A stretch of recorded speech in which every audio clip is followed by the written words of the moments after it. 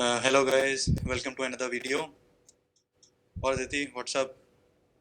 Nothing much. तुम बताओ, आज के लेसन के लिए तैयार हूँ। अभी तैयार रहना ज़रूरी है। तो स्टार्ट करने से पहले सबसे बेसिक तुमको महाभारत के बारे में क्या पता है? अच्छा, पहले मेरा ही क्वेश्चन पेपर है। पहले यही तो है, सीखोगे ऐसे ही जब तक बताओगी नहीं। अच्छा, तो जो मुझे पता है वो मोस्टली टीवी रेफरेंस है कि पांडव की साइड थी, कौरव की साइड थी, युद्ध हो रहा था और सबसे इम्पोर्टेंट वेपन जो आई थिंक पांडवों के पास था वो थे कृष्ण जी। तो ठीक है, चलो बस। कौरव पांडव पता है मतलब तुमको। हाँ। ठीक है ना। चलो एक काम करते हैं, एक छोटा सा बिल्कुल बेसिक सा रैपिड फायर राउंड खेलते हैं तुम्हारे साथ। अच्छा। ओह, अरे वाह, ठीक ठीक है है। हाँ। ठीक है। तो पांडवों की साइड से लीड कौन कर रहा था? युधिष्ठिर। चलो ठीक है, करेक्ट। हम्म। पांडवों और कौरवों के गुरु कौन थे? नहीं पता। द्रोणाचार्य। नहीं पता था मुझे। चलो ठीक है। अच्छा, द्रोणाचार्य गुरु थे दोनों के, तो वो लड़ किसके साइड से रहे थे? Random guess, Pandav. नहीं, कौरवों के साइड से लड़ रहे थे वो। अच्छा। Basic okay. नॉलेज कम होती जा रही है लोगों की। ठीक है चलो, कौरवों के डैड कौन थे? डैड, ये तो बताओगे धृतराष्ट्र। तुमको। हाँ। धृतराष्ट्र। पांडवों की मॉम कौन थी? कुंती। कुंती। चलो एक सरप्राइज क्वेश्चन और ऐड कर देते हैं हम लोग। भीष्म पितामह के बारे में तो सुना है, वो किसके पुत्र थे? No clue. गंगा के पुत्र थे, गंगा माँ के पुत्र थे वो। अच्छा। तो ठीक है, तुम्हारा स्कोर मेरे ख्याल से ठीक ही रहा है, एवरेज स्कोर 3 रहा है आउट ऑफ तुम्हारा। 6। 3 आउट ऑफ 6। हाँ। ठीक है, तुम्हें ज़रूरत है इन वीडियोस की। तुम तो रोज ही आना है तुमको। हाँ। तो इस वीडियो में हम लोग शुरू करते हैं कि सीन शुरू कैसे हुआ था महाभारत। हम्म। ठीक है, तो बेसिक ये था सीन कि धृतराष्ट्र जो थे हमारे, हम्म। वो संजय उनका सेक्रेटरी मान लो, जैसे सेक्रेटरीज होते हैं ना, संजय के साथ किसी हम्म। अननोन लोकेशन पे हैं। ठीक है। ठीक है ना। और वो संजय से पूछ रहे हैं कि कुरुक्षेत्र में क्या हो रहा है, मतलब युद्ध का जो मैदान है वहां पे हो क्या रहा है। तो ये कुरुक्षेत्र में युद्ध हो रहा था क्या? मतलब वो उसका कुरुक्षेत्र का युद्ध कुछ। था, जो महाभारत हुई थी, जो ये युद्ध हुआ था वो कुरुक्षेत्र में हुआ था। और अच्छा। कुरुक्षेत्र एक बहुत रिलीजियस प्लेस थी मतलब। ठीक है, तो पॉइंट समझने का ये है हम्म। कि ये जो बातें हो रही हैं धृतराष्ट्र के बीच में और संजय के बीच में, हम्म। ये बेसिक फंडामेंटल है भागवत गीता का। ये जो बातें कर रहे हैं ना, वही बातें हमारे लिए स्टोरी हैं। अच्छा, तो जो भी मतलब चीजें वो लोग वो बातों में बातें बता करेंगे और रहे हमें हैं, पता चलेगा। हाँ वो जो बता रहे हैं वही हो रहा है, वही स्टोरी है। हम्म। अब धृतराष्ट्र जो थे, वो हम्म। खुद डाउटफुल थे थोड़ा सा कि उनके बेटे युद्ध जीत के आ पाएंगे वापस कि नहीं आ पाएंगे वापस। अच्छा। ठीक है ना। लेकिन हम्म। ये डाउट जो होता है ना, इसी डाउट की वजह से वो बार बार संजय से पूछ रहे थे कि अब क्या हो रहा है कुरुक्षेत्र में, अब क्या हो रहा है कुरुक्षेत्र में। तो ये उनका डाउट, एक जो पिता के मन का जो वो डर होता है, वही था जो बार बार क्वेश्चंस के फॉर्म में आ रहा है। पर ये संजय से पूछ रहे थे तो संजय को कैसे पता चलेगा कि क्या हो रहा है युद्ध के मैदान में? संजय जो थे ना हमारे, वो तो ये कहीं से भी किसी और लोकेशन का सीन जो भी हो रहा है वहां पे, हम्म। वो वहां से ही देख पा रहे थे उसको। कुरुक्षेत्र में जो भी हो रहा था वो वहां पे ही देख के हम्म। उसका लाइव डिस्क्रिप्शन हम्म। बता रहे थे हम्म। धृतराष्ट्र को। हम्म। ठीक है। अब लड़ाई हो क्यों रही थी ये तो बेसिक तुमको पता है ना, कि लड़ाई हो ही क्यों रही थी ये। मतलब ये पता है कि पांडवों को राज्य मिलना चाहिए था, लेकिन फिर उनको अपना हक का राज्य नहीं मिला। हाँ, तो सिंपल सी बात ये थी कि धृतराष्ट्र बड़े थे लेकिन वो जन्म से अंधे थे। हम्म। ठीक है, राजा बना दिया गया था पांडु को। हम्म। लेकिन इसके पीछे बहुत सारी स्टोरीज हैं जो हम लोग आगे कवर करेंगे, कि पांडु राजा बनाए गए थे लेकिन बाद में वो संन्यास उन्होंने ले लिया था और धृतराष्ट्र राजा बन गए थे। लेकिन बड़ा पुत्र जो थे वो युधिष्ठिर थे, जो कि पांडु के पुत्र थे। तो उनको राज्य मिलना तो चाहिए था जो राज्य कि मिलना उन्हें नहीं चाहिए था मिला। पांडु पुत्र युधिष्ठिर को। हम्म। लेकिन धृतराष्ट्र जो है वो अपने पुत्र प्रेम में हम्म। इतना थे, पुत्र प्रेम कह लो उसको, स्नेह कह लो, अपने वंश को आगे रखने की चाह कह लो। धृतराष्ट्र जी को भी ये पता था हम्म। कि वो तो अधर्म कर ही रहे हैं, अधर्म के राह पे हैं ही। हम्म। उनको ये भी पता था कि उनके पुत्र भी वैसे ही हैं, हम्म। उनको भी सही गलत से कोई फर्क नहीं पड़ता। हम्म। तो उनको पता था कि कॉम्प्रोमाइज जैसी सिचुएशन तो यहाँ पे कोई होनी ही नहीं है।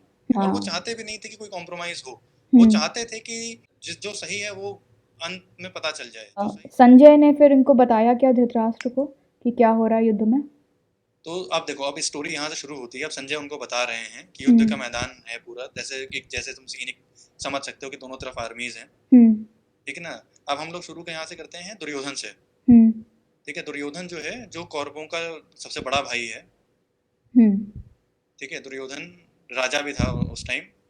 तो दुर्योधन जो है वो पांडवों की आर्मी का एनालिसिस कर रहा है कि कितने सैनिक हैं, उनकी तरफ कौन कौन है, क्या फॉर्मेशंस हैं। और दुर्योधन का एक इम्पोर्टेंट चीज ये है कि वो खुद एक बहुत ही बड़ा और बहुत ही अच्छा डिप्लोमैट था, एक बेस्ट पॉलिटिशियन जो हो सकता है, किससे क्या बात करनी है, कैसे घुमानी है चीजों को, कैसे बातें घुमानी है। तो अब दुर्योधन जाता है द्रोणाचार्य के पास, जो कि उसके गुरु भी थे, जो आंसर तुमने गलत दिया था, ठीक है ना। और वो कौरवों की साइड से लड़ रहे थे, ठीक है। और लड़ ही नहीं रहे थे, वो कमांडर इन चीफ थे कौरवों की आर्मी के। अच्छा, द्रोणाचार्य जी, ठीक है। द्रोणाचार्य जी, ठीक है। और यहाँ पे एक बहुत ही अच्छी स्टोरी है भागवत गीता की, जो आज हम लोग इस वीडियो में डिस्कस करेंगे बेसिकली। Story time. ठीक है, स्टोरी टाइम। हाँ। तो कहानी ऐसे शुरू होती है कि देखो, एक राजा है, ठीक है ना। कौन से देश के? पांचाल देश के। ठीक है। राजा का नाम है द्रुपद, ठीक है। तो द्रुपद और द्रोणाचार्य बहुत ही अच्छे मित्र हुआ करते थे, लेकिन किसी मिसअंडरस्टैंडिंग की वजह से उनके बीच में बहुत बहस हुई। और क्योंकि द्रुपद राजा थे, उन्होंने द्रोणाचार्य को धक्के मार के निकलवा दिया देश से अपने, कि नहीं तुम यहाँ से जाओ। अच्छा, तो ये पहली बेइज्जती हुई द्रोणाचार्य जी की।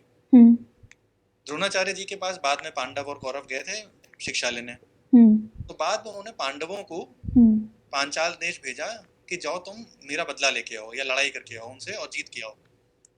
तो पांडव वहां जाते हैं, ठीक है, पांचाल देश जाते हैं, द्रुपद को हराते हैं और बंदी बना के लाते हैं द्रोणाचार्य के पास।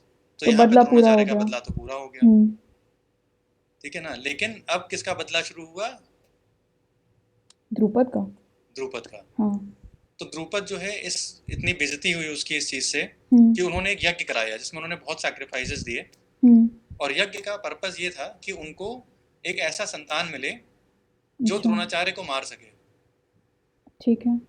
तो ये यज्ञ कराने से उनको 2 बच्चे प्राप्त हुए, 2 संतान हुई उनकी। एक को हम लोग जानते हैं, बहुत फेमस है, द्रौपदी, जिनकी अल्टीमेटली बाद में जाके पांडवों से शादी भी होगी। अच्छा, ओके। ठीक है ना। और दूसरे थे धृष्टद्युम्न, ठीक है। धृष्टद्युम्न का जब वो पैदा हुए थे, तो उनका लाइफ का पर्पस पहले से ही डिफाइन था कि द्रोणाचार्य को मारना है उनको।